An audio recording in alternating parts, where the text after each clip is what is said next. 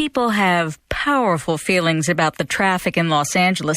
It says something that local officials warned motorists about a temporary roadwork closure on the 405 last year by calling it Carmageddon. Angelenos took the hint, and this weekend they're expected to steer clear of the latest 405 closure, named, of course, Carmageddon 2. That's how it is in L.A., a snarl of overstuffed freeways and commuters who keep their cool, except when they don't. KPCC's Stephen Cuevas has this profile of a punk rocker whose music expresses the insanity of L.A. traffic while extolling the virtues of public transit. Couple of things you need to know about Eddie Solis. He lives in L.A., loves the band Kiss, and does not own a car. Being someone who's from L.A., born and raised, and, having a few cars in my past, I saw the city much differently through a different perspective through the eyes of a bus rider. Want to just go all the way to the back? Sure. Line 18, Wilshire, Western Station. Just steps from the front door of his home, across the street from a tortilla factory in LA's Boyle Heights neighborhood, Solis catches a bus that connects him with the city's subway and the commuter train he catches to his day job at an indie record label in Hollywood. It just opened me up to little neighborhoods, galleries, clubs, bars, just everything. Just seeing what's out there, little pockets of the city. Solis's journeys aboard LA buses and subway cars informs a lot of the material on The New Los Angeles Part 1, Through the Eyes of a Bus Rider, the latest release by the singer-guitarist band It's Casual.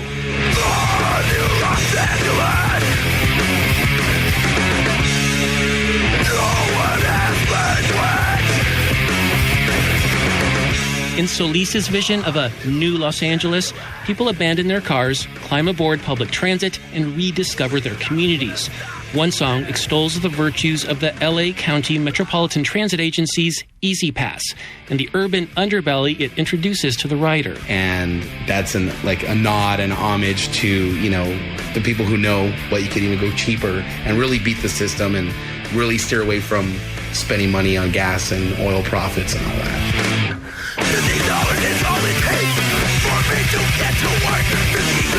Is all it takes for me to witness racial tension, for me to witness illegal aliens. It's not to paint a negative picture, it's just my perspective of what is seen.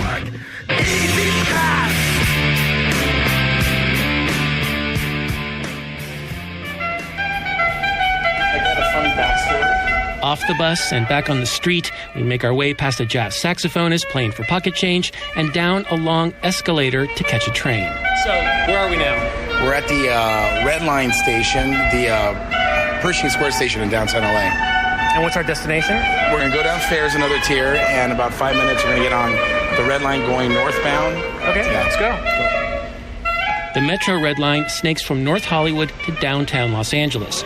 It's the train that inspired It's Casual's signature tune and spawned a viral internet video. It was partly filmed late at night on a moving train as it hurtles from station to station. Solis thrashes away on his guitar and barks the lyrics, which celebrate the Red Line and call out the congested freeways that coil around Los Angeles. Este es un tren del Metro Red Line a North Hollywood. The 210, the 605, the freeways are not so nice. The I-5, the 210, the freeways are not so nice. The thread that comes out of the record that ties everyone together is just be alive, don't be a victim of having a car.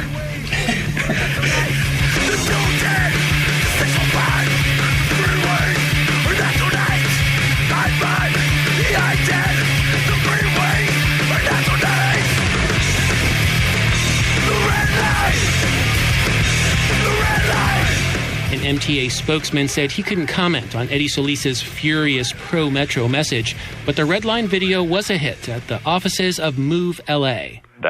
Eddie's done a good job. Thank you, Eddie. It's the public transportation advocacy group headed by former Santa Monica Mayor Denny Zane. He liked the juxtaposition of Solis blissfully riding LA public transit in one scene with scenes of the band raging against those notorious freeway jams. Eddie is all frantic when he talks about highways and so mellow when he's grooving on a skateboard and on the bus and on the Red Line.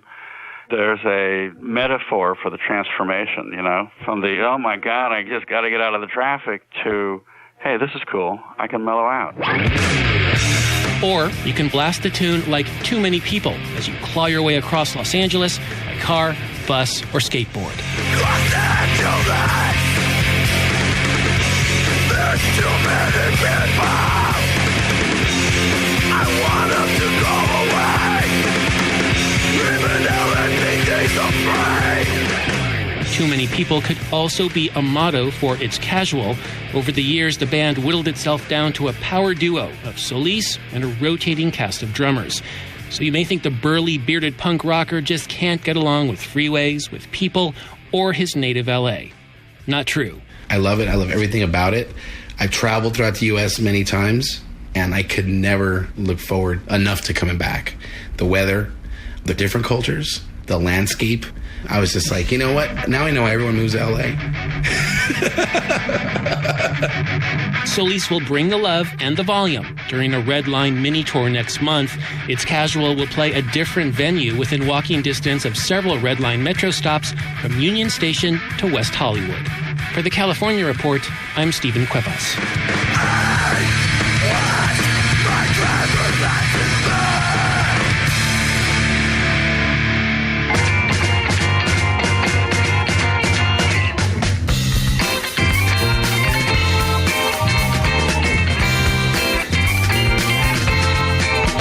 That's the California Report, a production of KQED Public Radio in San Francisco.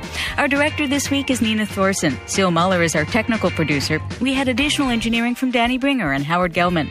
Thanks to Hank Hadley at KCBX. Our online team includes Lisa Pickoff-White, David Marks, and Don Clyde. Our interns are Catherine Borgeson and Rachel Johnson. Tyke Hendricks is our elections editor with production help from Tina Lauerberg.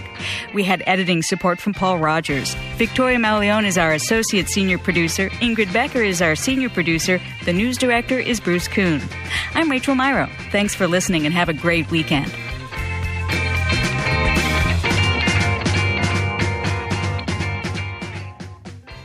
This is the California Report. Funds for the California Report are provided by the James Irvine Foundation, expanding opportunity for the people of California and supporting the California Report since its premiere in 1995. And the California Endowment. Health happens in schools at calendow.org. And Chevron, investing in renewables, strengthening communities, and creating jobs. More information at chevron.com. The 210, the 605, the freeways are not so nice. The I-5, the 210, the freeways are not so nice. The 101, the 405, the freeways are not so nice. The I-5, the I-10, the freeways are not so nice. The 210, the 605, the freeways are not so nice. I-5, the I-10, the freeways are not so nice. The red line, the red line, the red line, the red line, the red line, the red line, the red line, the red line, the 210, the 605, the freeways are not so nice. The I-5, the I-10, the freeways are not so nice. The 101, the 405, the freeways are not so nice. The 605, the 101, the 101, the 101, the I-10, the 210, the 605, the 101, the 405, the I-10, the freeways are not so nice. The red line, the red line, the red line, the red line, the red line, the red line, the red line, the red line.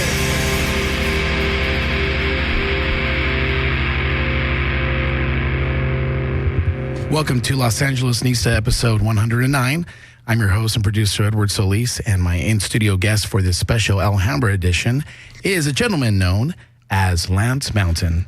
Thank you.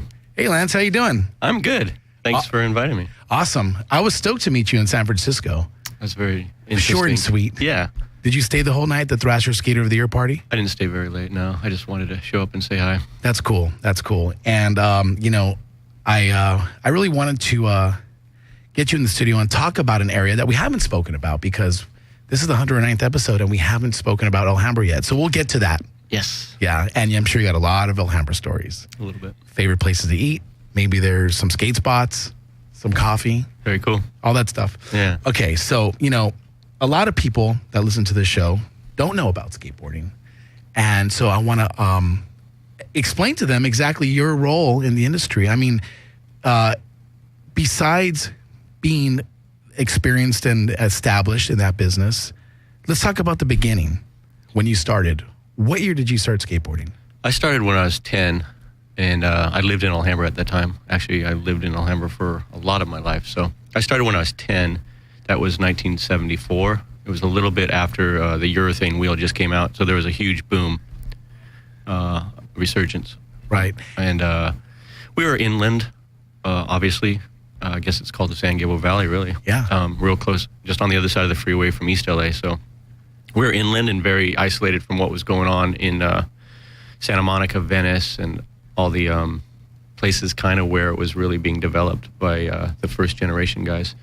And so they were all mimicking surfing, and quickly went to banks and then went to empty swimming pools. So looking into that, seeing the magazines and everything, that's all we wanted to do. So, in Monterey Park, Montebello, we started searching out banks and swimming pools and started doing it ourselves. And I ended up being at the right place at the right time. So when it kind of collapsed, they were looking for new guys to kind of be professional, and we fell right into the place where we were young enough to keep doing it. And that turned out to be something that we're able to do until I'm 50, this coming up in a couple months. Happy birthday. Yeah, so. Very cool. I mean, as far as taking on that professional title, like, making a commitment to the sport and aligning yourself with Pal Peralta, when did Pal first come into your life, or Stacy, to have you ride for them? Well, it's fairly long. Stacy rode for a company called GNS, and he was like, whoa, this guy is taking skateboarding to a different level. Tony Alva rode at that point for himself, Alva. And Jay Adams had a company that he kind of didn't have a company at that time. His stepdad was doing Z-Flex, but then it kind of all fell apart. And so those are the icon guys that we kind of looked up to. And it looked like Stacy had moved into a role where he was getting in the background and being less of a skateboarder and becoming a team manager. So at that point, the next group of kids that grew up in the skate parks, a lot of them wanted to ride for him, because you wanted to ride for someone that understood it. Steve Cathy was doing GNS. There was a few guys doing it. And so us as young kids, if we were going to skate for someone, we wanted to try to skate for them. So I tried to, actually early on, if I was going to skate for anyone, I tried to get on Pal, because this guy, Ray Rodriguez, had a board that just came out, and his board was like the iconic board, Skull and Sword. He was such a smooth, clean skateboarder, and he started giving me boards at the local skate park. So I was like, I'm going to get on if I get on something. And that didn't happen. So I ended up on another team called Veriflex through a bunch of great skateboarders, and kind of had a career with them for a few years. And at that point, the skate parks, it just collapsed. The whole industry collapsed. All the skate parks closed. There was nowhere to do it. All the older guys that had boards and were pros that were starting to make money were too old to hang out. And so the whole industry collapsed. And we as 14, 15, 16-year-olds were still young enough to basically do it for free. And the whole industry got rebuilt. And at that point, I got put on Pal Peralta. Right. And we just kind of promoted and did what we did, not knowing it was going to be anything really still. And we built ramps and went to Nebraska and had contests. And we just kind of did all this stuff, and it just started building from that point again. And it kind of just boomed. And so as soon as you started writing for Pal, and how long from that point to the first Bones Brigade video show did it take for that to come out? Well, It was about a year and a half, almost 2 years, because I got on I had a board on another company, and so when I got on PAL, it was like, you're not going to have a board, which was really kind of almost devastating. It was more like, well, you can ride for us, but you're not really quality. You know what I mean? So it was kind of like but I'm going to take that opportunity because nothing else was there. And so they put me on, I think, to kind of move into a helping position and fade out of my career, where I don't think they realized that I was still hungry. And so I just started being real hungry and started winning contests and stuff on the same level as the guys they had. And they made this video, which I believe was the end of '84. Mm-hmm. So it was about a year and a half. And when the video came out, there was a lot of response, and people started asking for my board. So my board came out, and I'd say a year and a half, 2 years after I got on, which was, it's wondrous. Right. And then there's, Future Primitive came and Animal Chin. When would you say was a timeline in the year when, like, the industry just exploded again, especially when PAL and your team was actually the forefront of all that? Well, yeah, there was 3 or 4 major companies, and you either chose like what you really liked or didn't like about companies. Just like skateboarding, it's cool. You want to be different, but then you pick what you like, and it was growing from 81, 82, 83, 84. It was kind of dead. The truth of the matter is, when Back to the Future came out, is what blew up skateboarding in the public, and I could see that. I'm not sure exactly what year that was, but that was the year that board sales just went crazy. And so a lot of the groundwork that had been done by all the skateboarders from our team and other teams, the groundwork was there, but I think the seeing it on that national level of Back to the Future is what actually made board sales change. Right. And I'm not sure what that was, 86, 87? I think it's 86, 87. Yeah, that's true. And I think he's getting a Veriflex also on that. Yeah, I think he was getting a spaceship. A spaceship. But, no, I think that's interesting you say that, but I understand because all the groundwork that you laid with the home videos and the lines of different product lines were in place, and there's a strong foundation to build off of. So when people got excited, they went back and they would see like a Pal Peralta and say, oh, look at all these boards.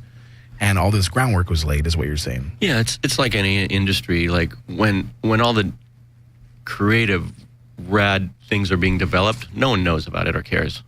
And then as it builds, when it finally gets to a place where it's mainstream enough for people to collect on it, it's truly because majority of them aren't diehards.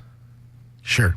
But the diehards were there, and they had to be there for that base to be there, and that was built by all these. Just like music, guys. Right? It's like anything, I think. Right, yeah. Right. When a band is like doing it for 10 years, and all of a sudden they have a song on the radio.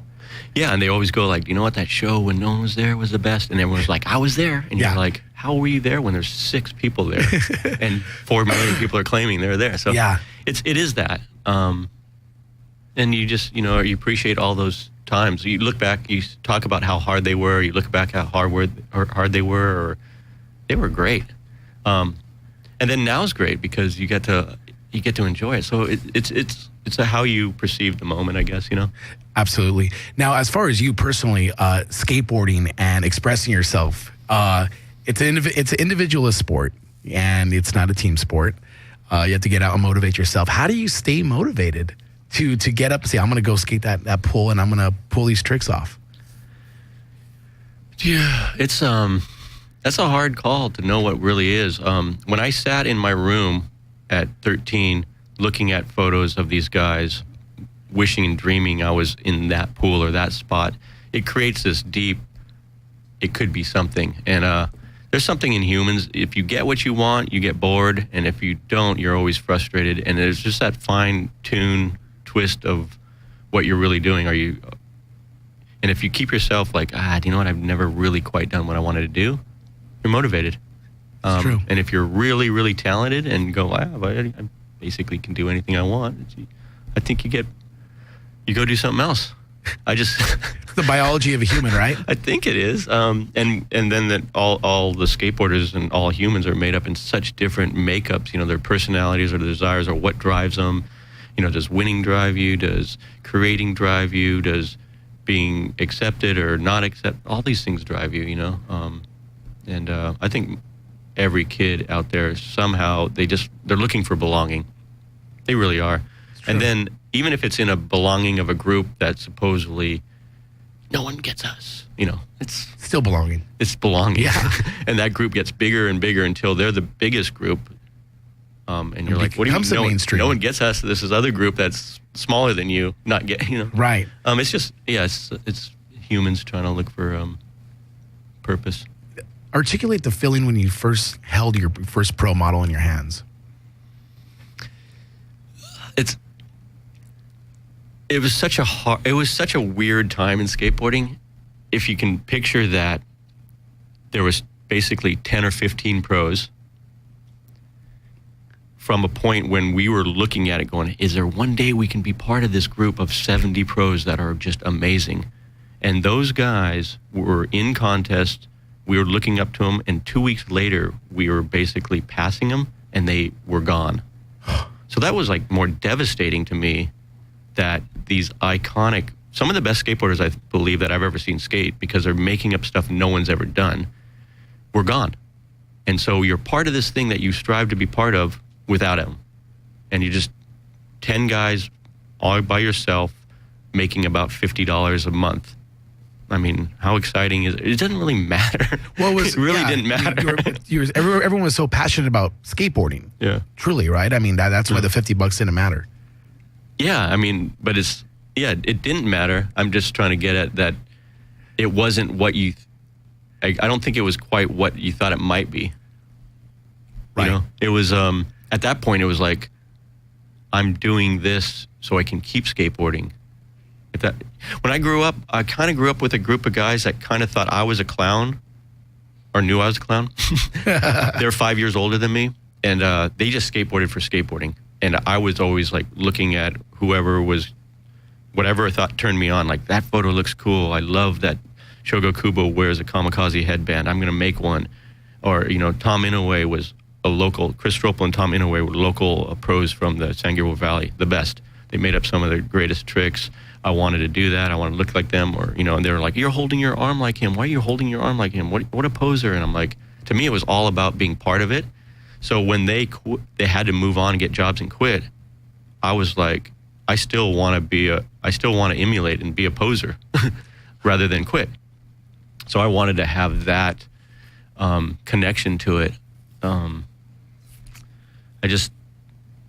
That to me is what really drove me to it, is just like this, the feeling, these ideas and these images that people give you. And when you had the opportunity to express your idea, image, if people like them, cool. If they don't, no big.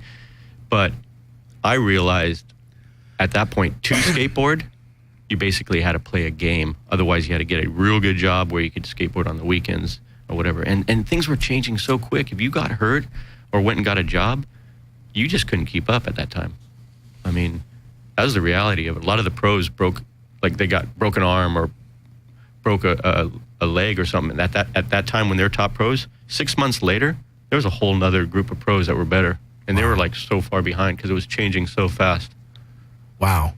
So skateboarding has obviously opened a lot of doors for you. I mean, you've able to, meet a lot of people, travel different territories of the world, and have amazing experiences. Yeah. Let's talk about the Beatles experience. Now, I know this because I interviewed you through email about 10 years ago. I just remembered that. I didn't mention this. And we talked about an experience where I think you actually went to George Harrison's castle. Yeah, we did. How did that happen? We were at a demo, skating a demo in England. It was truthfully, it was kind of at the end of our careers. It was like as vertical kind of was dying off. Right before the street explosion? Yeah, it was like that mid-ground. And truthfully, I was fairly bored with what we're doing. And we're doing a demo and skating. And after every demo, basically kids or parents come up and like, hey, come have dinner with us. Come skate our ramp. It's just down the street. And you get in their car and you drive for an hour and a half and it's not even finished being built. And you're just like, oh my goodness, what did we get ourselves into? So at this time, the way I remember it is someone came up and say, hey, they want to take you to their house or whatever. And we're like, yeah, I kind of just pictured, oh, whatever. Yeah. Left it. I think Tony was more involved and they're like, you might want to do that. That's George Harrison's son, Wow. And so, yeah, we packed up and got in the car, his wife and his son, and took us to the house. Walk in the house. He's sitting on the couch watching football, soccer, with Tom Petty. Wow. Go into the kitchen and we make pizzas. They make dinner. What went through your mind when you just, what was going through your mind when you walked in the front door and then we actually saw him with Tom Petty? I mean, did you care? I mean, were you like, wow, this is cool? Truthfully, I thought no Elvis, Beatles, or the Rolling Stones lyrics. Because I was raised on punk. Right. So it wasn't our era. I didn't actually understand or appreciate how insane that was. Right. He took us up in the room. They were writing Traveling Wilburys stuff. Dylan handwriting right on a yellow. I could have taken it. His lyrics for a song. I'll take that. The music room. I got to touch his guitars, played his drums. It was insane. Wow, that's insane. Yeah, and at that point I had like a 45.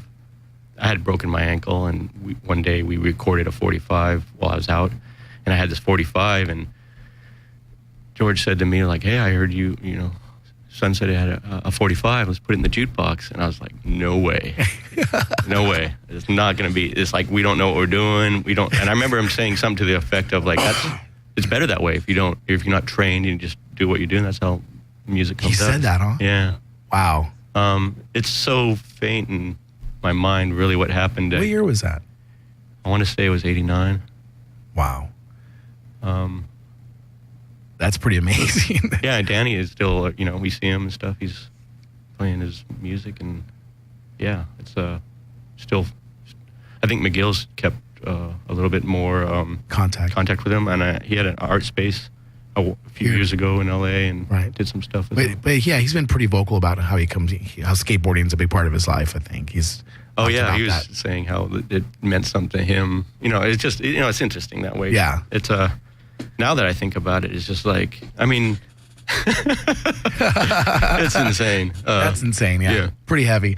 Yeah. So traveling the world, and having the catalyst being skateboarding.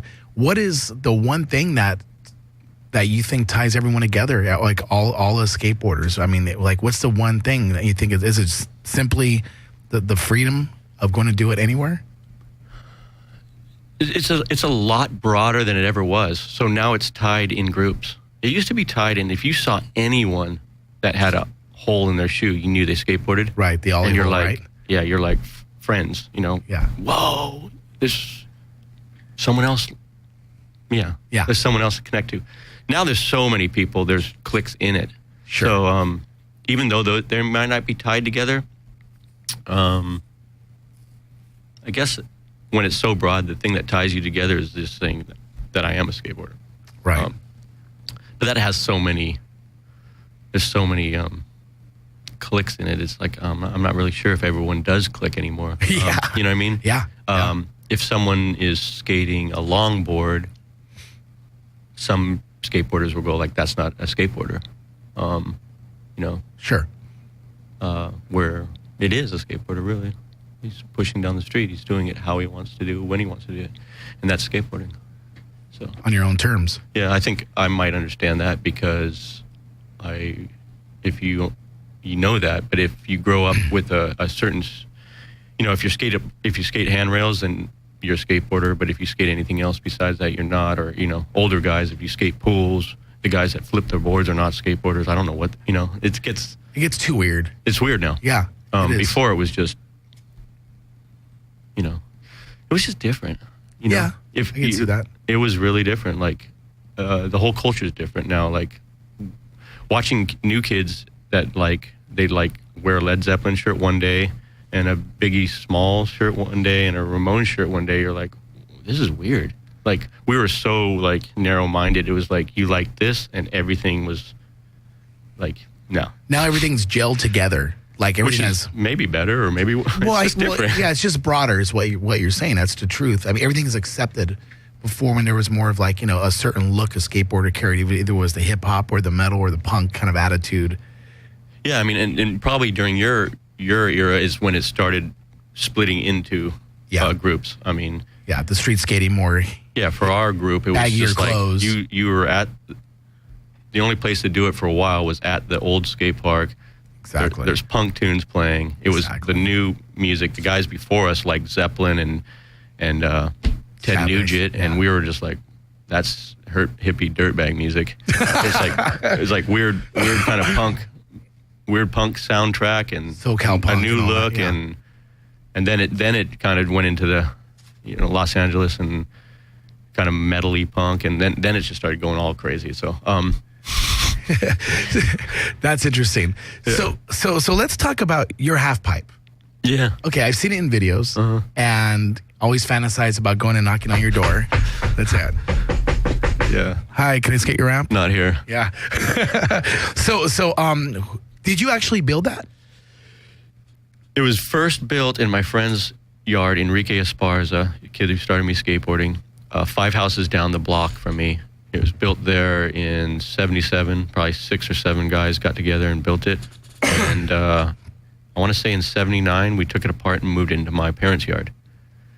And from there, it kind of had rebuilt a few different times and rebuilt it. And yeah, we kept building them because we didn't even know what we were doing. We were just trying to build them, and we try to rebuild them more and better and stronger and bigger, whatever. And we had about 4 or 5 different versions of it, and then by 91, we moved it to a Transition Skate Park in East LA. East LA, and it was that it? The neighbors burned it down. Wait, that was Lip Slide. Lip Slide. It was right across the street, kind of thing. Yeah, there was 2. There's one. Yeah, I don't know. Maybe it was Lip Slide in City Terrace. Yeah, yeah, because I was going there. Yeah. That one. That summer. was a little indoor one. There was 2 though. They're almost across the street. Where Transitions moved a few times. Yes. It was on Whittier Boulevard, then it was on Atlantic, and then it moved to Bonnie Beach. Bonnie Beach Place. And then there was in City Terrace. Yeah, and then there was another one. I think it was Lip Slide, right across not right across, but pretty close. And it was just a smaller building with them. And then we were putting it in the parking lot in the back, and the actual neighbor threw a lit broom over the wall as we were building it. So before we even got it finished, it burned down and the place closed. That's the end of the ramp. So that ramp that we saw there, I always used to identify it because it has the telephone pole in the pictures, right? Yes. Yes. Now your ramp was public domain, right? It was in public domain. It was in I don't know which videos it was in. With Bucky Lassick and Chet Thomas's part. What was in? Is Future Primitive the blue one? Yeah. It was public domain. Yeah, it was Bucky Lassick. Bucky Lassick and Chet. They wrote it. Yeah. I think there was a ramp they used in Thrashing or something. Oh, so you filmed Thrashing there too? I think it was Thrashing or Gleaming the Cube. Gleaming the Cube. I always mix them up. But, there's bits and pieces of it used, so it's been there for a while. You were in Gleaming the Cube, weren't you? I think I did something in the Gleaming the Cube. I did a lot of the behind the scenes help, I think, with Stacy. And I think the only scene I was actually in was when they went down the hill. Awesome. And everyone jumped in the car or something. But we worked on, I don't remember what I worked on. I don't know. Yeah. I always help Stacy build ramps or do whatever they needed to do and that kind of stuff. Let's talk about that. Now that it seems like every city in Southern California has a skate park, a free city skate park. Except for Alhambra. What's up? What's up with that? They said in 77 they were going to build one. And it's Sorry. Let me check my watch. It's 2014. Sorry about that. Go ahead. Let's talk about the skate parks that you've helped develop. It started just doing stuff in your backyard, whatever you could, and then actually Kevin Harris in Canada, after we did Animal Chin Ramp, said he wanted to do a miniature version up in Canada. So he flew us up. I think Neil Blender came with me, and we went up there and designed and built an indoor skate park that was a bunch of little mini ramps connected. It was before you could really make bowls and changing tranny. Mm-hmm. It was just all wood stuff, and a skate ranch in British Columbia, and it was kind of went back up and redesigned it a few years later and made it bigger and stuff. And that's where Colin and Colin McKay. Yeah, a lot of these guys came out of. So that was kind of one of the first ones that we did. And we've done little spotted ones here and there, just whatever it takes. And And then in the late 90s, when they just started building concrete parks again, I've been able to work on a few here and there. I've done a lot of private backyard pools, designing and helping. I don't do any of the build. That's right. That's the hard work. But the Those design, though. The designing and tweaking and getting it to ride better. But I was able to do Lincoln Park here. And then the Paul Rodriguez Park in Pacoima. I think it's in Pacoima. Yeah. I worked on that one. I just did a pool out in Havasu. I work with a company, California Skate Parks does all the builds, but I get to do some of the designs. That's awesome. Yeah. Yeah. We were just down. I just came from Pedro. We were working on a park down there. And I'm going to do the pool in that park in San Pedro. And is that going to see the light of day soon, you think? I think 3 months probably will be open. So it'll be open this year. Yeah, and that pool is going to be like a real backyard pool, like hard to skate, tranny. Like it's going to be a different challenge. Yeah. Not made to skate. Hard to skate. Not made to skate, yeah. There's a difference, right? I mean, made to not skate. So yeah, just a different challenge, you know? Right. Let's talk about that Bones Brigade documentary that just came out. Yeah. You know, I saw that in North Hollywood, and it was one of those screens where Hawk and Mullen showed up. Awesome. And they did a Q&A, and McGill. Yeah, I don't know why I wasn't around that day. Yeah. What, about a year ago, right? Yeah, I was out of town. Oh, okay. How long? I mean, that's a lot of history, and you guys impacted a lot of people's lives. You know, I mean, personally, you were in my living room every day after junior high. I would pop the video in and just watch, you know, the Pal Peralta videos and Santa Cruz videos, and then go skate.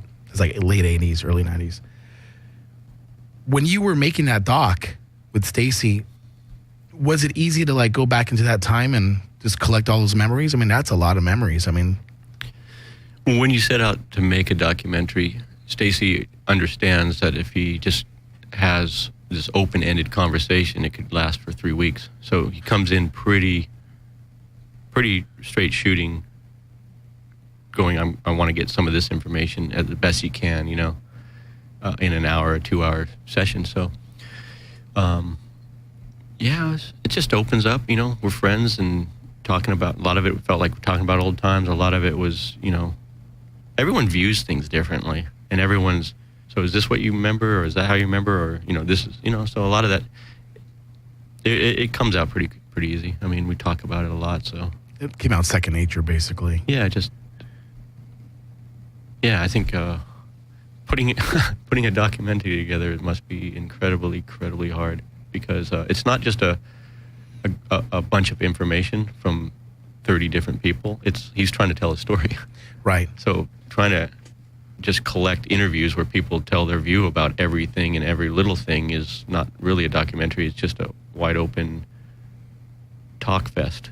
He's got to make a story out of it. Right. And that's the hard thing. He talk to us, gets a feeling of what he thinks it needs to go and how it can make sense. And so in a lot of it is anytime you make a documentary, there's a lot of people that are left out and that are have hurt feelings by it. Well, I was there, I did this, because I did that. They feel like they're a component and they're left out. Well, collectively, there's a lot of components to things, and he chose. The reality is, he chose a group of guys that were still doing it to a point. So that I guess that story can be made by anybody. But if he chose the guys that I wish he made the story about, which is Ray Bones, Jay Smith, Scott, you want to see Foss, those guys? If they made a story about that and not me, I'd be fine. I want to hear that story. They're the ones that made us want to ride for the Bones Brigade. But because of what we have done since then is probably why it's about us. And so, yeah, people can be hurt by it. But it's just Stacy trying to tell a story to try and encourage people, you know, and that's what came out of it, I think. Yeah. I mean, you know, what he uncovered, it was just pretty amazing seeing adults, you know, like, I mean, because when I was watching the videos, it was like everyone was a young adult. Yeah. And in the moment, so like when I sat there on the screen, I was like, wow, you know, just to see the way everyone was reacting towards their part. on Pal Peralta back in the day was really, really intriguing. It was really cool. Now, present day, how often do you actually skate? Would you say on the average? I've been hurt for a whole year, but my goal is to skate basically 6 or 5 days a year. A month, a week. No, a week. I try to skate. I try to skate every day. Cool. If it's every other day, I'll take it. But this year has been rough. I've been injured, so I got to, getting injured at 49 is bunk. Bunk. All right. You brought some tunes. We're going to listen to some Lance Mountain music. Stuff that I saw.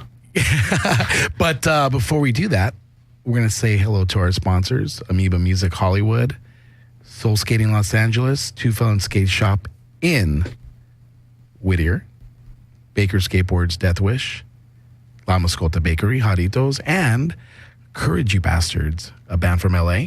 They got a record coming out called Across Those Fires and the Dark to be released on February 8th, and they're going to be playing Old Town Pub in Pasadena. So you know what you're going to play right now, Lance?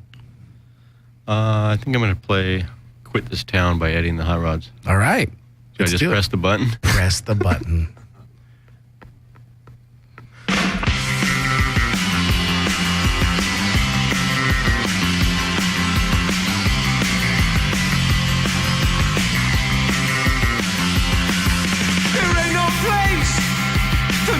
Today,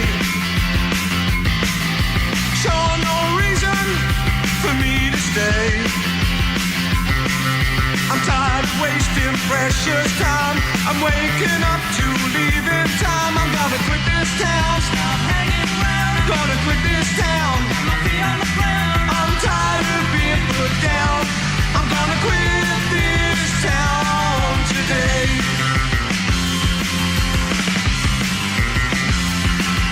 I ain't no fool, and I ain't proud, and I'm going where the music's loud. I'm tired when the evening ends. I'm going home at 10:30. I'm gonna quit this town. Stop hanging around. Gonna quit this town. Got my feet on the ground. I'm tired of being put down. I'm gonna quit this town today.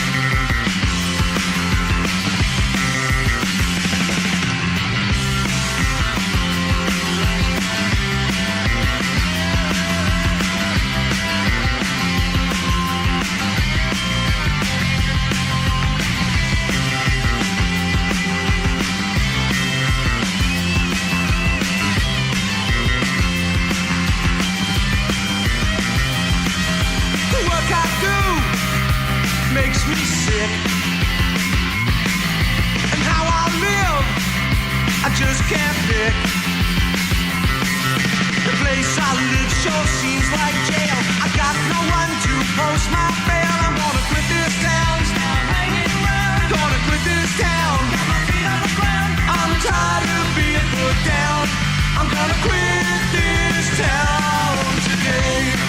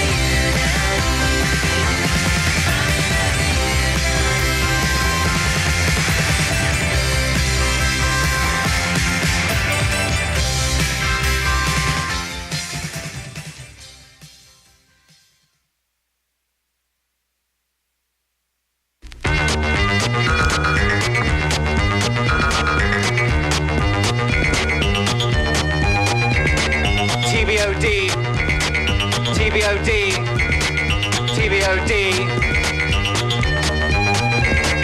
TVOD, TVOD, TVOD, TVOD, TVOD, TVOD. I don't need a TV screen. I just stick the aerial into my skin and let the signal run through my veins. TVOD.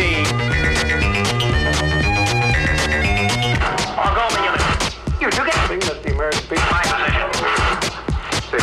Because it's... I do.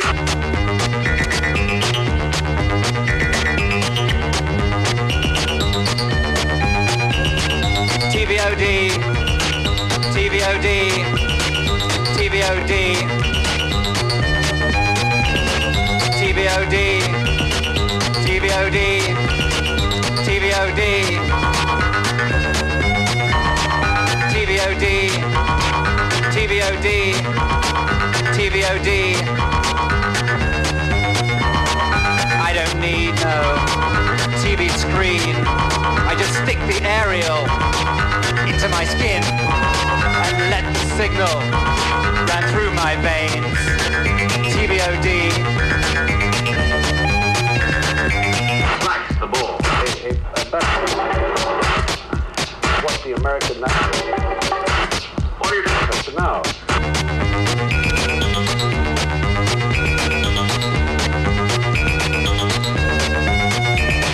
TVOD. TVOD. TVOD. The interest or content. TVOD. TVOD. TVOD. Pursue with TVOD. TVOD. TVOD. Get the combination of the sound of TVOD. TVOD. TVOD.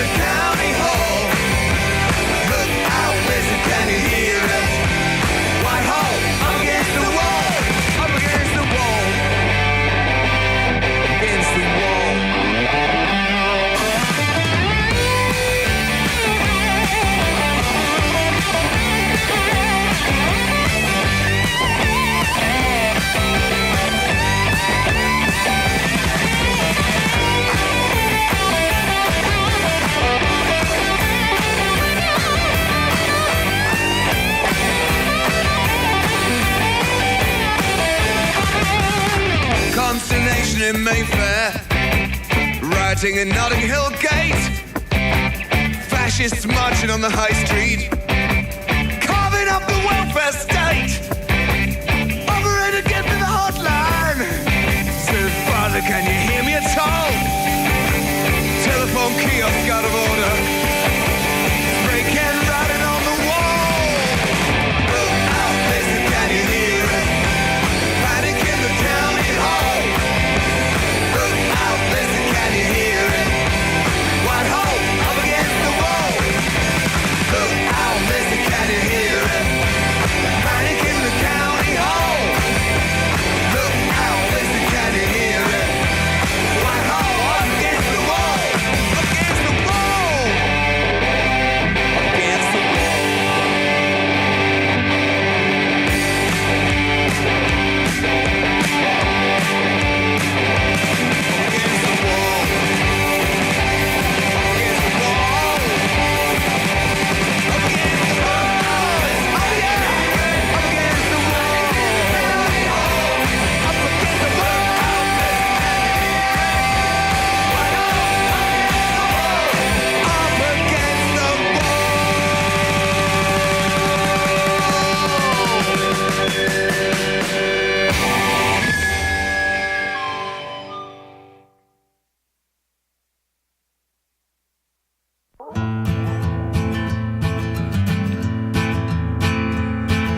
Well, I'll tell you one thing that I know.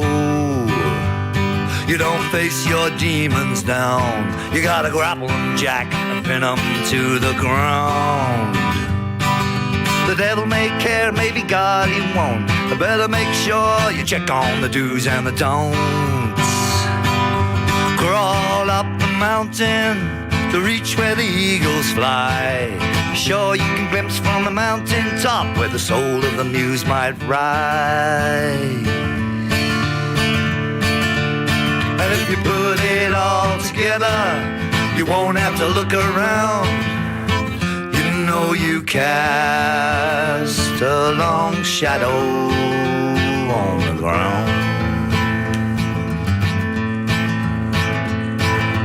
Then one day I could tell my tracks by the holes in the soles of my shoes. And that's the day I said I'm gonna make the news. I'm falling back in the garden, the days so long ago. Somewhere in the memory, the sun shines on you, boy. And playing in the arroyos where the American rivers flow. From the Appalachians down to the Delta roads. A man can't think so long, his brain could well explode. There's trains running through the junctions and King Cotton's down the road. And if you put it all together, you won't have to look around. You know you cast a long shadow on the ground. Listen to the country, the nightjar and the bell. Listen to the night streamliner, sounding like the wolves of hell. Head for the waters of the cleansing spell. It was always our destination on the express of the ne'er-do-wells. And we rocked through Madison City, man, we didn't even know she was there. And when we hit the bumpers in Memphis, Beale Street didn't have no prayer.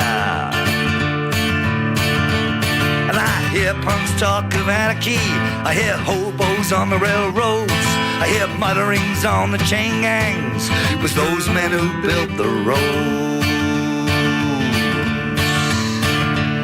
And if you put it all together, you didn't even once relent. You cast a long shadow, and that is your testament. Somewhere in my soul, there's always rock and roll. Yeah.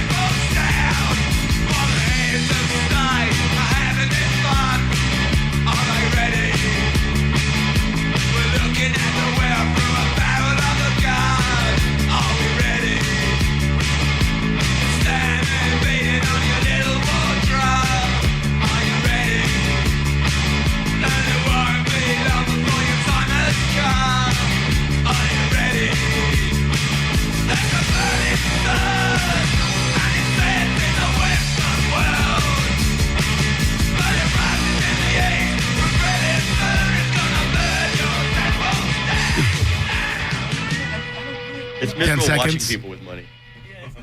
Just thinking they're happy. With Welcome back to the 109th episode of Los Angeles Nista. We're having a great time talking about skateboarding and music and all that good stuff.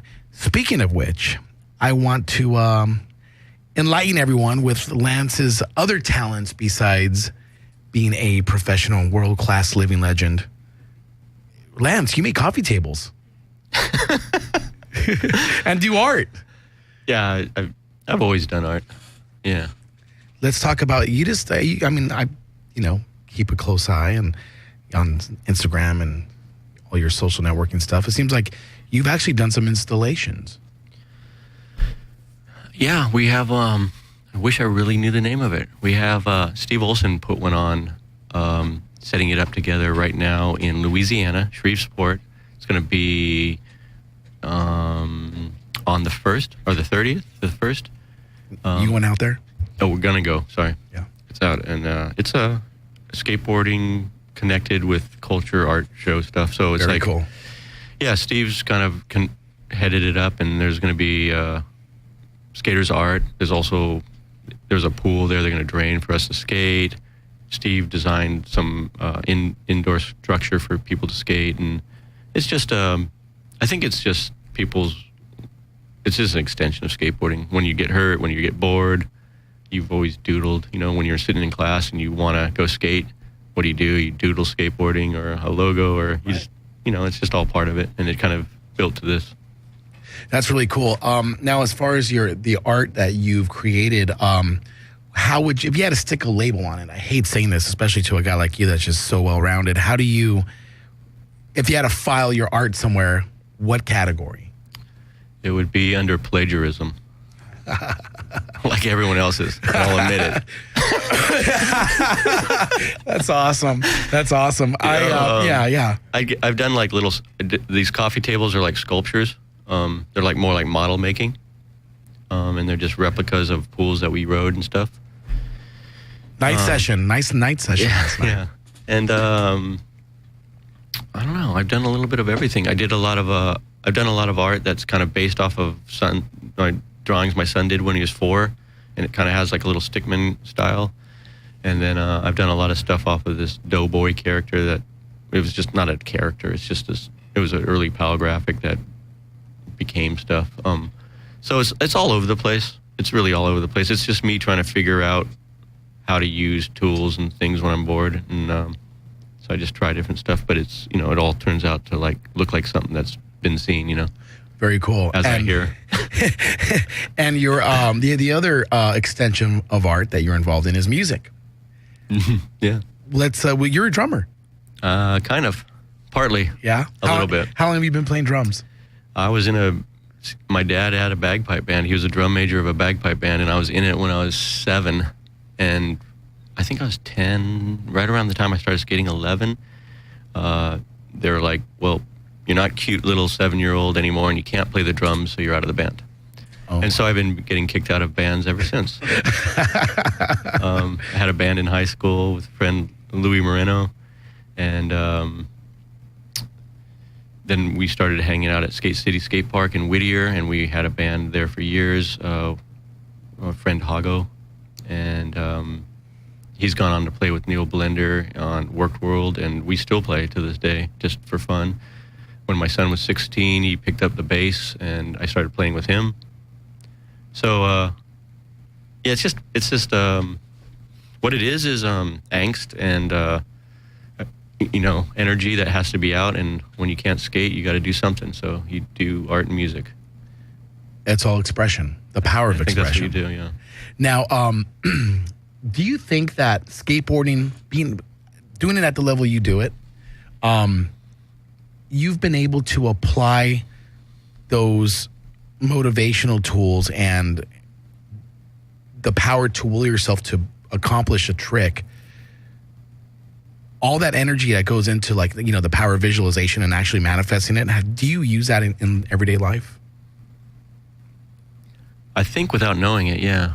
The truth of the matter is skateboarding was kind of a free thing to do when you're young. And as you start getting an age, older, you start going like, man, you start believing what people say. You got to get a job, you got to grow up, you got to get some skills. What are you going to do? Be a bum? Even to this day, even though what people are making lots of money, I think their parents are kind of like, oh, you can make money. It's more like Little League or, sports. But there's still like one guy making money out of the thousands that try it. So when I realized, whoa, skateboarding is a job, put that energy, filter that energy into that, and figure out how to make anything work at any cost, that skill kind of just went over into life. I had my son when I was 20. I got married really young. I was making $200 a month. And so the skill of, I'm going to make this work at any cost. I don't even think that's the right way to say it, at any cost, because I have a moral standard I think that I would never cross. Right. So it's not at any cost. It's at... You're determined to make it work. At any harm to myself. I'm going to do this. I'm going to get those diapers. I'm going to learn 540s, win that contest, and get diapers. And that's why I learned 540s. Not because I thought it was a neat trick. I actually was very horrified of having to do that on a skateboard now. That's really admirable. No, I mean, I sincerely admire you because you're using your family and providing for them as you want to be responsible. Like, I got to get better. There was intent behind your progress, and that's very admirable. I was blessed that I didn't get what I wanted, how I wanted it, when I wanted it. That's, I think, with everybody. We don't understand the path, and then if you don't get it the way you want it, it drives you into something different. And I'm not sure if I would even have. I'm not sure if I would have even had a family, or been able to provide any other way. And that's just awesome, because as much as I like skateboarding and much as that's fun and everything, like, family is so much better, Mm-hmm. It's lasting. Like, what we do on a skateboard doesn't last. Do people really care? No. That's all a personal enjoyment for the time. Mm-hmm. And mixing those two is heavy. A lot of people don't get to do that, really. Yeah. Yeah, so you were able to find a really good balance. So back to your art and music. Let's talk about any recordings you have out with you playing drums. No, none. Can't find them. Really? Yeah, right. He wants to put the kibosh on it. He's the one that want to hear him. Not really. We made a 45 when I was in high school. It's not really out. We pressed 500 or something, and someone has them somewhere. They're kind of funny. And then there's no other real recordings out, but we've recorded tons of stuff just for fun. But do you have an influence as a drummer? Are there other drummers that you like? There's a lot of drummers I like that I can't. That's not my influence. My influence is, when I was learning how to drum, is it's probably Sham 69, because it's the easiest to follow. Ramones were a little fast. A little too fast? I don't know. I'm trying to think what I really played along to, but it's just very simple. I always loved Stiffle Fingers, Jim Riley, mm-hmm. and could never, Dolphin Taylor, but I could never drum like them. Obviously, anybody that has a right mind in the style of music I would like is, The Clash had the best drummer ever. But I can't play like that. I never could play like that. He's kind of a jazz drummer, maybe. Yeah. Has that style. So that's not a fair question, because I was really not influenced by any drummer really directly, because I couldn't mimic what they're doing. So, my son should be here right now just laughing his head off at me. Because, he's very, he knows all this stuff. We talk about it a lot. Like, we just found albums or whatever. We didn't have the internet to know any of the information. Right, that's true. Everything was more mysterious in a way too, right? Yeah, so it's a lot of it you didn't know. I mean, you really didn't know. I mean, funny conversation I had with my son. I saw the Clash, and he was like, what was their set list, or what do they play? And I was like, I don't know. And he's like, you don't really like them, do you? Well, yeah, I mean, with the internet, people are required to have more information when you have a conversation now, right? Yeah. I mean, that's just the way people are being wired. Yeah. You know, like, henceforth, that conversation with your son, you know, what venue was it? Yeah. Who else played? Yeah. Why don't you know any drummers when you're a drummer? I don't know any. I mean, I know none.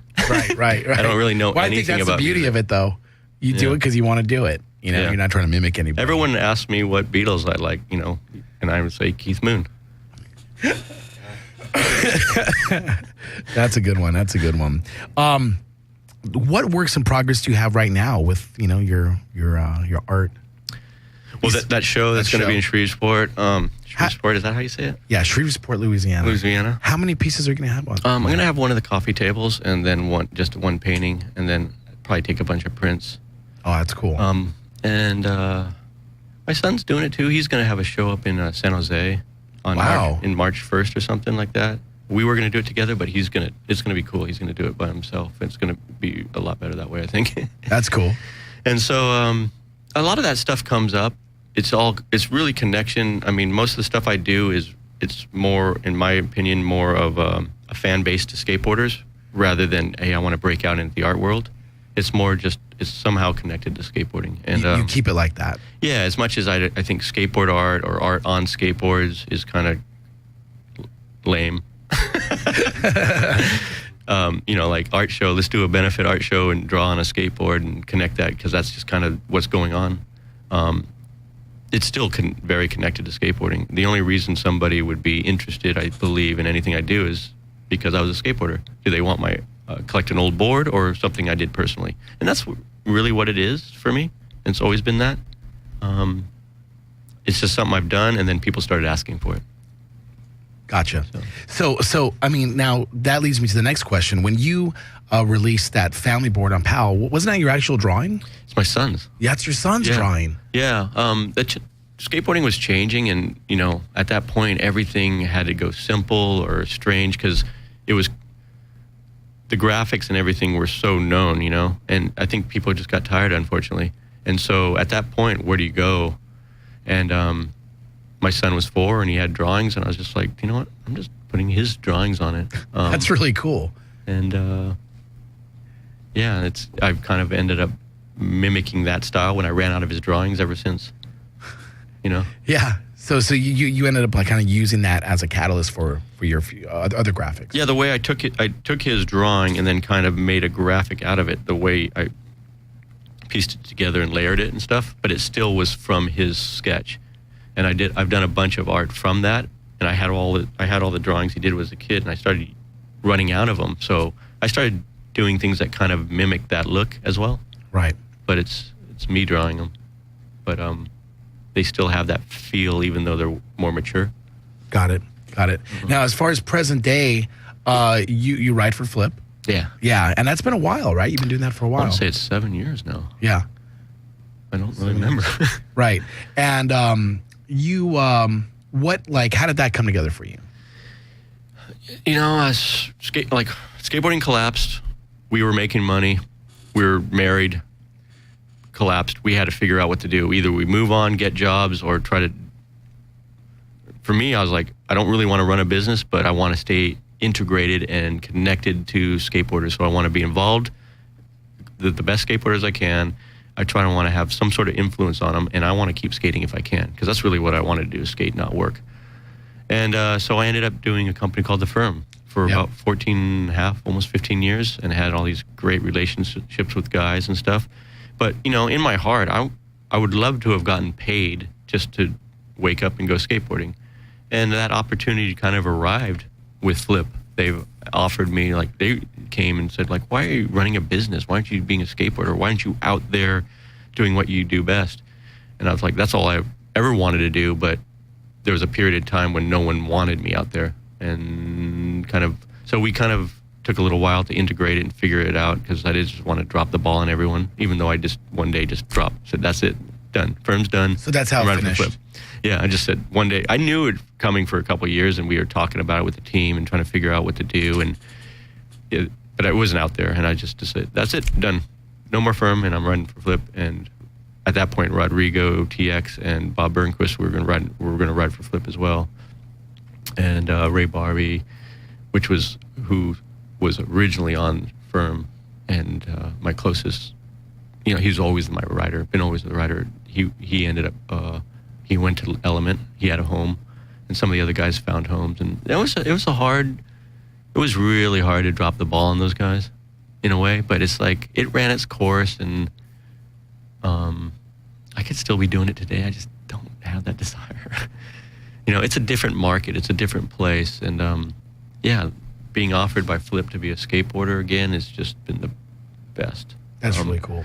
It was a struggle. I mean, it was a struggle to like figure out what you do when markets change and drop, and all you want to do is just skateboard. I mean, that's the part you don't want to do.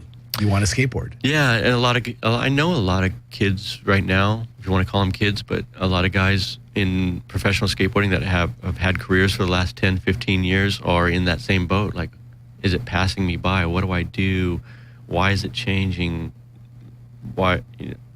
They're still providing creative, interesting views, ideas of how skateboarding looks and feels and everything, but it's constantly passing us. So trying to figure out how you fit in and what you do and how you mean something to other people to keep it a livelihood is hard, because you're just like, I spent 30 years at this, and now what do I do? I have no skill.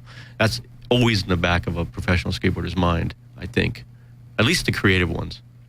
Because most of their skateboarding is based on creativity rather than, it's just a job I do for a little while, and I'll sit on the bench if they bench me, and I get my. I don't know skateboarders that think that way. Right. They might start to, but yeah. Well, so the bottom line is you're where you want to be. You're a skateboarder.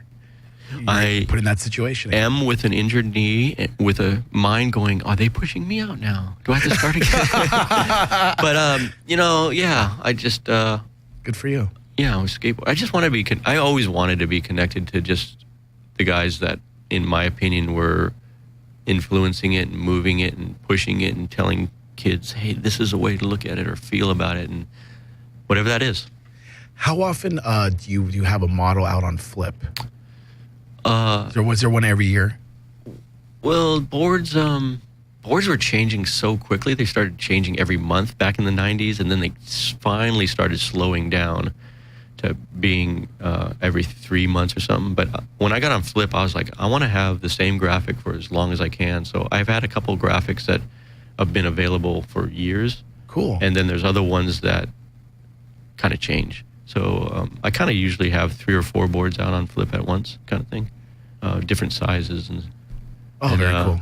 I've done a side project with them through Flip called Gold Cup, which is a bunch of kind of high end, kind of retro-y, real cool feeling product.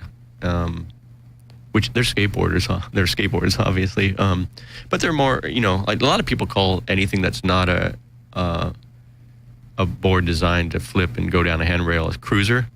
So I don't want to use that word cruiser, but that's what people would call them. They're just high end, a little more high end, and they're really cool. And we've been doing that too, and that's just fun. Right. And what kind of trucks and wheels do you use? We made the trucks, designed the trucks. They just and do all the wheels, everything. It's just they're completes, but they're not completes in the sense of the word. Like they're taken all from bits and pieces of skateboarding mainly through the end of the 70s. Product was so interesting and creative, but most of it wasn't high tech enough, like, to last. It was, but in it is all these ideas and feelings that you don't need a high tech board sometimes. It's just you need a board that makes you like, that's a cool looking board, or that feels different. And so some of that product is just done really neat. It's cool. Okay, let's kind of go back. One question that I really need to ask that I didn't ask is, why didn't you explain that well? Who came up with the Bonite idea for PAL? Do you know what is? There was a company called Boulder Boards, in Colorado, and they made boards for Dogtown, Kryptonics. Okay. They made K-beams and everything. Actually, one of the boards that I'm talking about has that on it. Bonite? It's called Urkite, and it was used for a different purpose back in the day, for different layups and molds, because it's hard to explain, but it was used for a different purpose. But PAL basically at that point was having boards that were warping, and so they used it to stop the boards from warping. Gotcha. That's the truth of that. It helps boards stop warping, and at that point, I believe Bonite didn't serve its purpose best for street skating. Well, yeah, that was funny because that's when we started trying to skateboard, street skate. Remember, as soon as I got my first chip, I'm like, look at this construction paper. Yeah, like you're pulling it out. Yeah. They fell apart. When they got water on them, they blew up. They were real heavy. If they made them light, they had wood that cracked. But it was really light, though. The decks were lighter because of that. The very beginning, they were light because they put another wood in the middle to lighten them up. But that's when all the boards were splitting weird. So it was back then. It served its purpose because there was a big warping problem in the industry because of the way boards were getting shipped and the water content and everything. It was to stop. Remember all the chairs and clocks? Yeah. Those were all the warp boards. They couldn't sell them. They couldn't even sell them as seconds or nothing because they're warped. They're warped. Yeah. So that's why Bonite really was made. I don't know why that matters at this point, but yeah, that product is cool for certain applications, but at that time for street skating, probably wasn't the best application. What's your personal dimensions of the board you skate now? Well, I ride 8 7/8. That's how wide it is. That's a board I usually ride in street, and then on vert I usually ride a board that's 9 inches. So it's still a pretty big board, but even my street board's pretty big. Yeah. Let's talk a little bit about your surroundings. Like I said at the top of the show, this is an Alhambra episode, and you've always been known. You've always been, the pro skater from Alhambra, Lance Mountain. Yes, I lived on the same street for 37 years. And as far as your favorite places, like if there's someone from Europe here and says, I'm such a huge Lance Mountain fan, and you got to take me to the places in Alhambra only, where would you take them? Like food? Well, the best food spot was at the bottom of the hill, Grandview Market. Wow. I lived on Grandview. It's a street, the hill. There's a castle. It's actually where Phil Spector bought in later years. He bought across the street. It's called the Pyrenees Castle. I was born on that hill. I started skating on that hill. And right at the bottom is Valley and with 710 dead ends. And right on that corner was an old Italian market called Grandview Market. And it was the best sub sandwiches ever. It's now a lawnmower shop, so maybe you shouldn't go there. Don't go and buy a lawnmower. We would skate down Valley to Pepe's. Oh. And then so I would always say Pepe's is a place that's an Alhambra spot that rules. Yeah, that's all Mexican food, right? Yeah. That place I still like it. It's still there. It's a killer spot in Alhambra. We'd skate up to Alhambra Road. I think it was on Main Street. It was Fosselman's Ice Cream. We had friends that worked there. There's an ice cream spot that's still there. Probably. I love the fact that it's independent, Yeah, it's a cool little spot. I had friends that skated, Steve Keenan, Steve Cochran, and Eric Castro. They lived north Alhambra. We ended up eating ice cream there a lot because I think Steve worked there. Really? Yeah, I'm trying to think some other spots that we really liked back in the day that weren't just the Shakey's and the Del Taco. Right. I know, the independent places that have that Belly Busters. Belly Busters. And the Hat. The Hat. Oh, you know what? I love the Hat. I remember my mom used to work in Monterey Park. Yeah. Cut hair over there, and there was a Hat right there in Alhambra. We'd go there. Yeah. And they'd give you the fries and like a whole box of fries. Yeah. There's good burgers. Yeah, there's a Hat right on. We'd go down there to catch the bus. There's Atlantic. We'd catch buses from Atlantic. We'd catch buses from Garfield. We'd go down. There's actually another Hat down in by the college. Yeah, East LA College. Yeah, there's another Atlantic. one down there on Atlantic. Yeah, the newer one, huh? Yeah.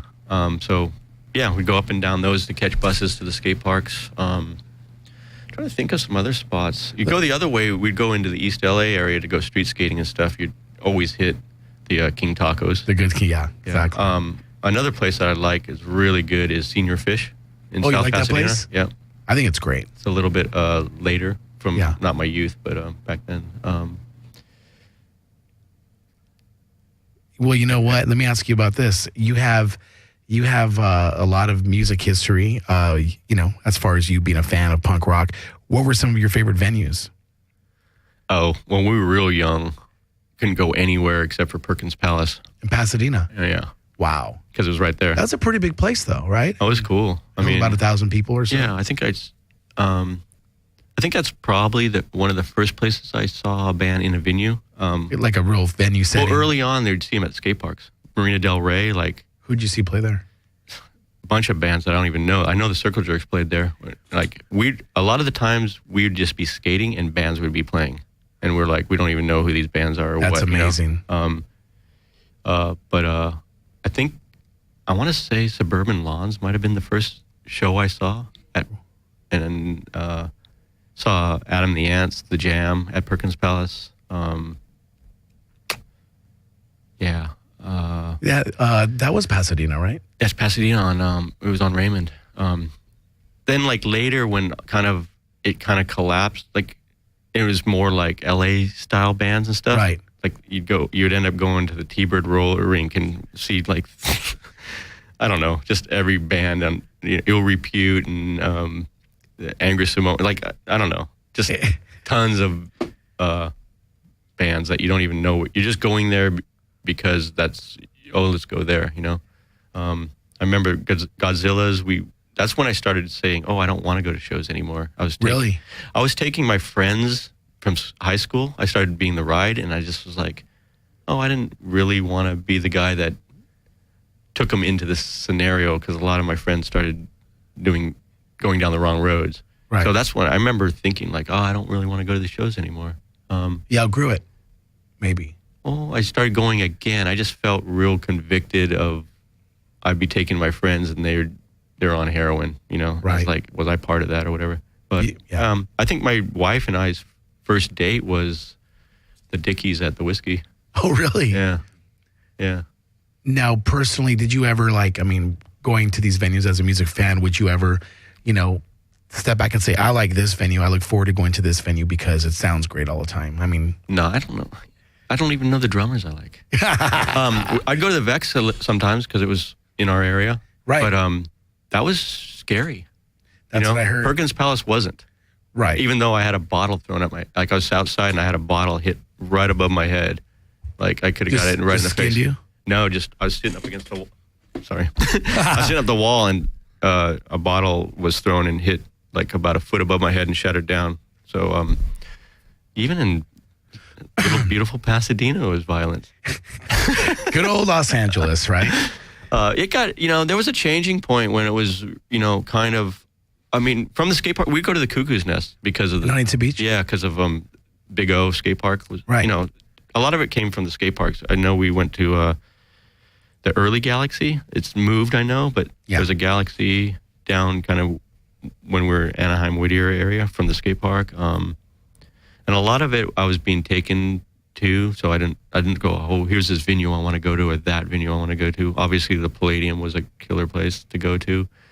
But I didn't really take note of the sound or not much. There wasn't very few bands that I saw that were like, whoa, these guys sound like the record, Sure.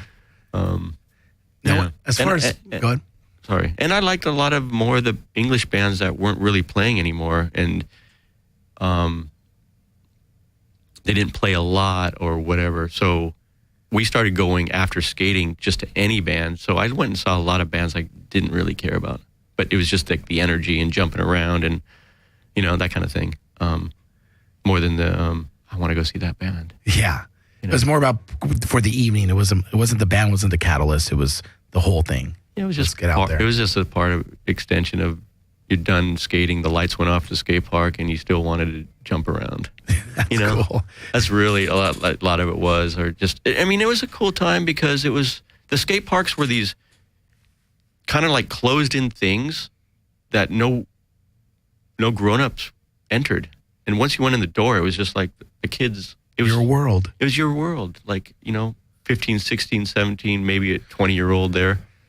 And it was just the kids doing whatever they want. And then at that point, the shows were that. They were just like, my sons talked to my wife and I about it too. It's like, you went to see that band or that? And it's like, they're terrible. And you're like, it wasn't really it was more like, this is our thing. And you found a little place and you're just goofing around and it was kind of controlled chaos. And, it was just more of this time and spirit. That was kind of neat, So like really in the moment. Yeah, it's weird. If I listen to that stuff now, I'm like, God, it's kind of hard to listen to. It's kind of rough, But, you're just there with your friends running down and pushing people around. And, we met a lot of other skaters that way. We met our friend Kevin Foster, was a skateboarder at Perkins Palace. He was just a guy doing backflips off the stacks. And the stacks were high at Perkins Palace. Yeah. And the pit was kind of lower. And he was who is this crazy dude? And he turned out to be a skater. And it was just that kind of fun stuff. Remember what show that was? It was, I want to say it was a band. I don't know who they played with, but I know it was the Members played there with somebody. It was a really weird show. This band called the Members. Yeah. And actually I played a Modettes song. Mm-hmm. And the Modettes played there. Okay. And it might have been one of those shows. Yeah, it could have been,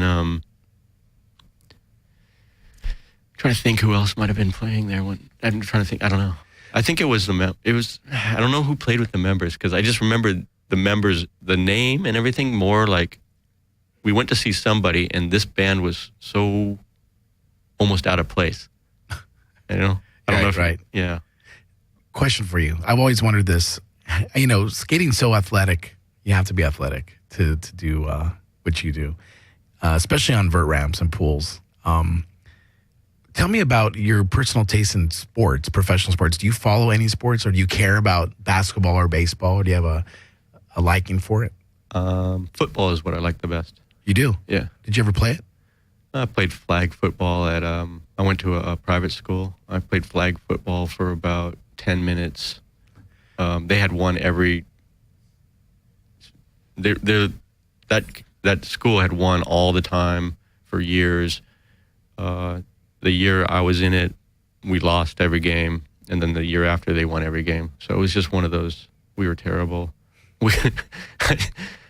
Yeah, I was no good at it. But I liked football. I liked watching it. I think maybe Monday Night Football, it was just something my parents let me watch. Right. So I don't really remember watching basketball or any other things. My dad liked cricket. So football is really the only sport I liked. When my son was a certain age, he got into basketball, and we went and watched basketball season tickets around the time Rodman was on the Spurs. Yeah. Around that time. Got into it heavily for a year, he was into it, and then have no interest in it again. Now, as far as you trying out the current public transportation infrastructure, have you ever rode the LA subway, the Red Line? Are you aware there's a subway? Yeah, I've ridden. I want to call it the Gold Line. Oh yeah, it goes up to Sierra Madre. Yeah, because so I've ridden that into LA before. Awesome. And I think that's the only one I've ridden. So I've skated a bunch of subways. Like, there's skate spots out in a few of them. I've done that. Right. Now, do we have to bleep that? No. Yeah, the MTA will not, I don't think they're going to complain about Lance Mountain saying he rode the Gold Line. That's pretty cool. That's pretty cool stuff. Yeah, no, I've ridden it into, downtown a couple times. So I had a friend that works on my motorcycle right there. So I've had to take it in there and ride it back and then come back, kind of thing. That's cool. That's cool. So when you rode it, did you find it really convenient? Do you know what I liked about it? It's pretty convenient. Getting to it is rough. Right. Because you have to get to it and park. But they're moving it all the way into Sierra Madre, Duarte, all that stuff now, so it's going to get closer. I liked how it cuts through these neighborhoods that you've gone and driven or skated by, and you're like, that's where that is. And the best part about it is you see those weird little pockets around it. That's what we always talk about on the show. And you're like, oh, there's some skate spots there, or there's these little hidden spots that there's no kids don't grow up with that anymore. We grew up in Alhambra, that castle was next door, right? And it was an open field that you could go play in. And down at the end of the 710 was this place called Hobo Junction, where everyone rode their BMXs. Right. And there's just not like open field. There's not like that open adventure stuff. I know what you mean. You can't do that anymore. That doesn't exist anymore. Yeah, and when you ride those trains, I rode my bike actually all the way down to Seal Beach in the river the other day. And just all those people are living in there, and there's all these little pockets of stuff that you didn't know existed are so cool. Yeah, totally. Yeah. I mean, the Gold Line to me, it's super convenient to get around, especially if you could use it within your routine, like, Pasadena, Sierra Madre into downtown. What's cool is it's like, it's $1.50 each way. It's super cheap. It is cheap. And like the part I think that you were describing too is like when you're going through like Highland Park, Lincoln Heights, you're like in the middle of the hills and you're like, wow, this is weird. I mean, in a good way because you see things through a different perspective. Yeah, I'm thinking right where it turns. In that area is like, how it turns in there. I was like, there's all these spots. I was like, oh, I don't remember that was. Yeah. It comes right down there to Pizzanista. Exactly. But you know what I like? Like, my favorite part is actually when you take it from Union Station and you go to East LA and the first stop is Little Tokyo. You just like soar over the 101. It's like super high. Yeah. It's like, wow, this is insane. It's pretty cool. Pretty cool stuff. Have you tried the Red Line, the subway? I think the Gold Line is the only one I've been on. The Red Line is more like a downtown to Hollywood kind of thing. Which is the one? I actually shot a photo of Guy and maybe of Solomon at the skate spot out in front of the one that's kind of, is there one Spring Street area, Temple? Where do you get on right there? Downtown LA, right there. Pershing Square. No, it's closer to the Disney. Oh, Civic Center. Yeah. Yeah. There's a skate spot. It's right across the street from the concert hall. Yeah, it's kind of close to that, and there's a double layered block. I actually went down in it just to check it out. I think that's the only time I've gone in it. That's the Civic Center stop. Is it? Yeah. Interesting. Cool. Maybe I need to. And then there was we skated the one up in skated. Sorry. Skated the steps out in front of the one up in Hollywood. Closer, Hollywood. There's one off of Hollywood Boulevard or Sunset. Hollywood and Western. Do you know what? I need to do it. I never. Yeah. The Red Line tour. Yeah, and I know we used to skate a lot down the one that goes straight down to Long Beach. That goes the Blue Line. So what street is that on? Well, the Blue Line starts underground. Yeah, it comes up and out, right? At 7th. Farther down in. Yeah, I'm so. I you know what? I don't even have a map or anything. It might be cool to check some of that out. I might be thinking of the wrong one. No. The Blue Line. I have a feeling I'm talking about is kind of through Vernon area. That's the Blue Line. Okay, yeah. Yeah. It goes all through all that industrial. There's a huge street that it kind of splits now. Yeah. What's that street? Well, is it on Washington? Maybe. Yeah. Well, Washington goes this way. East and west. Yeah. But it turns on Washington. But yeah, it's a long line. And you go through Compton. Yeah. When they were building it. Yeah. And there was the metal plates everywhere, and there was a ton of skate spots when they were building it, and they had the metal plates stacked places or something. They made blocks so down in the Vernon area, all up and down Long Beach when they're building it, there was a ton of skate spots. Very cool. Let's talk about. We're not riding it; we're just skating. Yeah.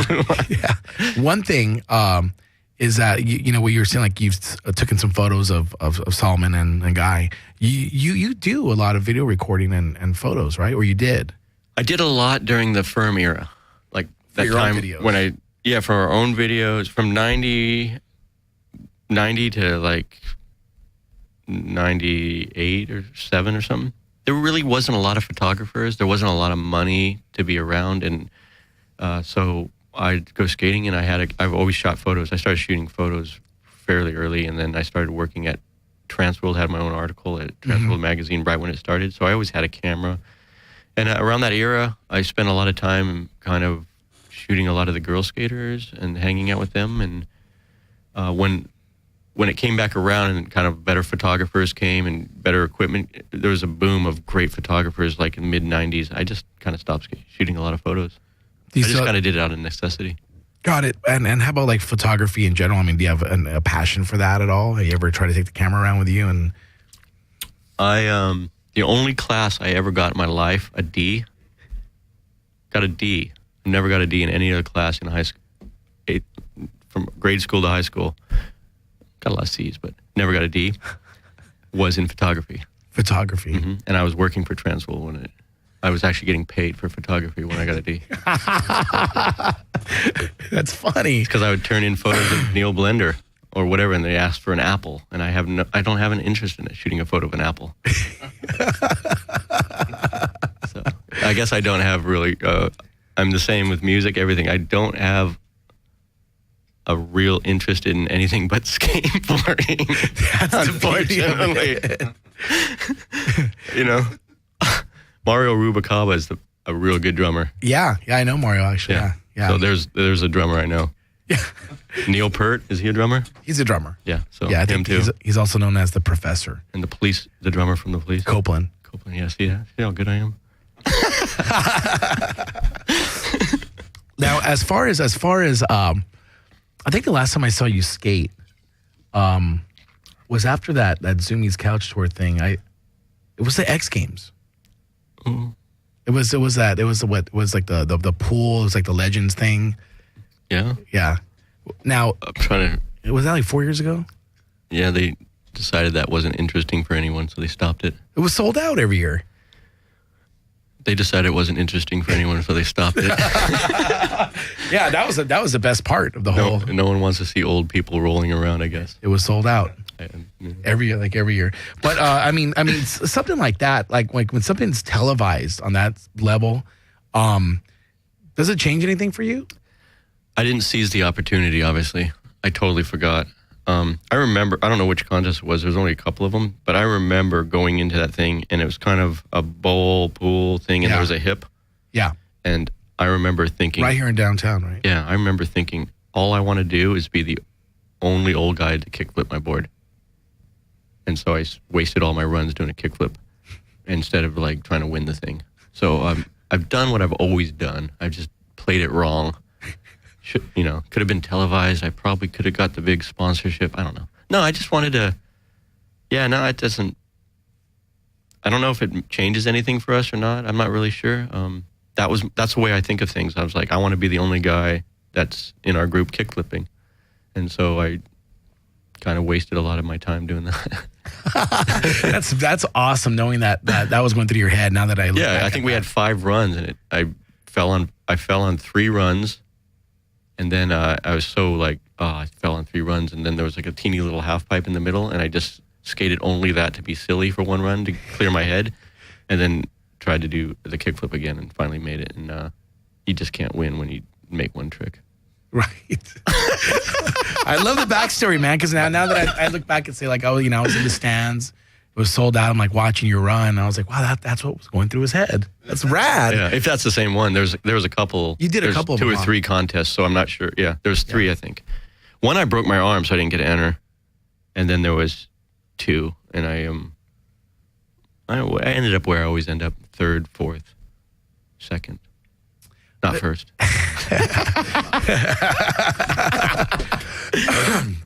I think we're going to take a quick music break. I want to hear what Lance has on his iPod. I don't know where we stop. And, you could just, we'll hear 1 or 2 tracks. We could, you know what? We trust you. We'll take your word for it. Do you have to play, okay. This is going to be rough, guys. Is it? Rough ride? Here we go. I guess she put her blue dress on and walked out late last night. Left 1 silk stocking dangling from the bedside light. I sobered up and called her name just before dawn.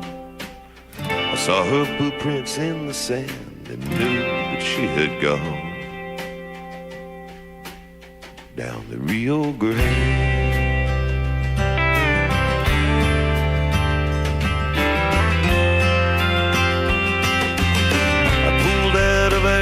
Cookie praying I wasn't late. I got a couple cups of coffee at some joint off the interstate. Passing through Las Cruces, I swear I saw her car. She always said she'd go someday, but never said how far. down the Rio Grande. Maybe she's in Brownsville, she's got some family there. She was always talking about the salty Gulf Coast air, where the river ends down the Rio Grande.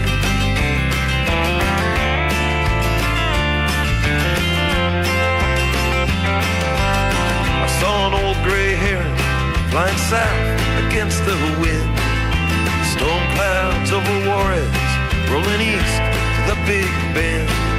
I drove down Highway 90 through a dusty desert rain. I didn't know where it would lead me, or if I'd find her again. Down the Rio Grande.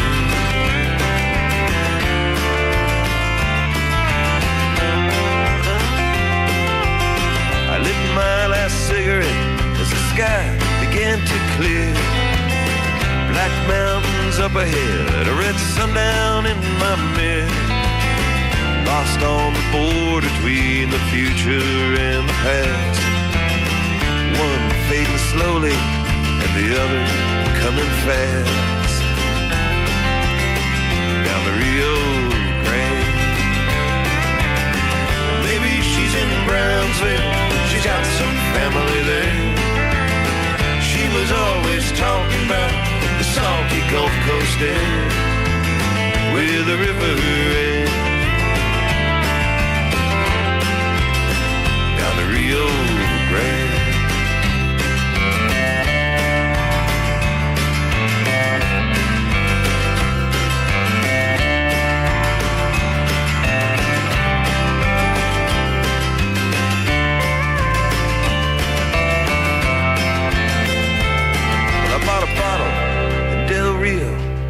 Parked on the side of the road, and I stayed up all night, staring at the lights of Mexico. Then I walked down to the border bridge at the break of day, and I threw that empty bottle off and watched it float away down the Rio Grande. Maybe she's in Brownsville, she's got some family there. She was always talking about the salty Gulf Coast air, where the river ends down the Rio Grande.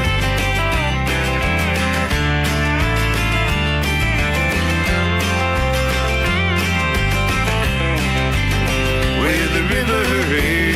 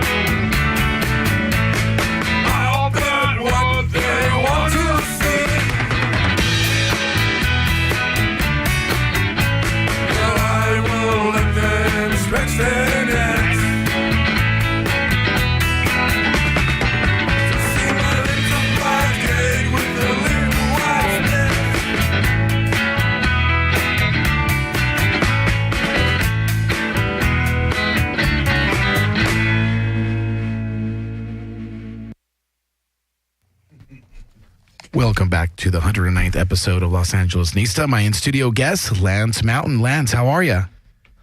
I'm okay. Hey, that last song we heard, tell me who was on drums. I don't know who's on drums, but my Rusty friend Baker? Hago. Was it Rusty Baker? No, I think it's Ginger. No, it was definitely not Ginger. That's Rusty. That's Rusty Baker, right? That was Rusty Baker, Hago, and Neil Blender. That's us playing around. And I'm sorry that the airwaves had to have it. That was you on drums. I'm sure a lot of the people listening that are listening and will be listening after they download it will get a kick that they're skate heroes on drums. That's pretty cool. Hago, it was at Narjar Studio in La Mirada, a block away from Skate City. That's our good buddy, Hago Nogerian. I know that area very well. Yeah, very cool. So I want to thank you for being a part of the 109th episode. Thank you, man. It's a pleasure. Very cool. And are there any websites or anything, any ways to get, people could see your work, buy your boards, buy your art, anything like that? I have a website, just lancemountain.com. Awesome. And skateboards are available, I think, online some places, but mostly just at skate shops. Perfect. And they can follow you at Instagram also, Lance Mountain. Yeah. Maybe I'm going to try out some of those red lines and blue lines. I'm going to give them a try now. I would love to be your personal tour guide. We'll get $5 day passes and we'll just go. I'm going to see if I can get all the way to Marina Del Rey, back like I used to do when I was 13. You can. There's a rapid bus. All right, well, that's a wrap. Thank you so much, Lance. Thank you.